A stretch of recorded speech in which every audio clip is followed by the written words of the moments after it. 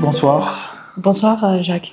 Tu as vu quelque chose pour établir un score pronostic dans l'intoxication à certains champignons? Oui, absolument. Une étude espagnole qui a étudié le dosage urinaire de l'amatoxine comme facteur prédictif précoce de la toxicité hépatique. Parce que chez les patients empoisonnés par les champignons du groupe des amanites, on peut doser la toxine dans les urines.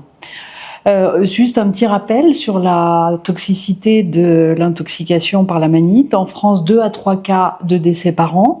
Le risque de mortalité est de 10 à 15% après l'injection de ces champignons s'il y a des lésions hépatiques. Et il faut savoir que l'incidence est en augmentation. Le déroulé de l'intoxication se déroule sur plusieurs jours, bien sûr. Les 12 premières heures sont asymptomatiques, puis apparaît la diarrhée jusqu'à 24 heures, puis à partir de la 24e heure, 48 heures, apparaissent les troubles hépatiques, et éventuellement une aggravation et un décès.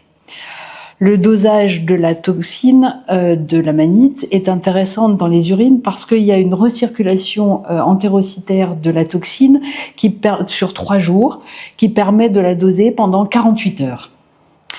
C'est une étude donc espagnole, rétrospective sur 10 ans. Ils ont inclus 115 malades sur le diagnostic clinique et ils avaient pour ces malades-là un dosage urinaire de l'amatoxine.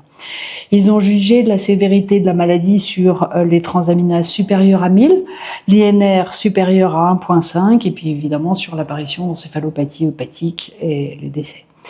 Sur les 115 malades, 43 avaient une augmentation des transaminases, 25 avaient une augmentation des transaminases supérieure à 1000 et 24 avaient un INR supérieur à 1,5 et parmi ces 115 malades, 4 décès.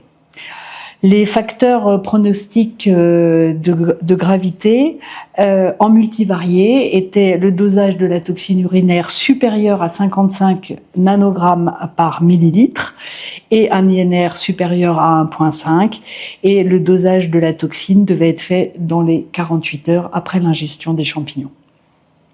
Donc intéressant, donc INR supérieur à 1,5 et s'il est dosé la toxine, pour avoir donc ce score pronostic qui peut nous aider à la prise en charge du patient. Absolument, alors le dosage de la toxine, pas dans tous les laboratoires, il faut appeler le laboratoire de toxicologie de la région pour pouvoir le faire.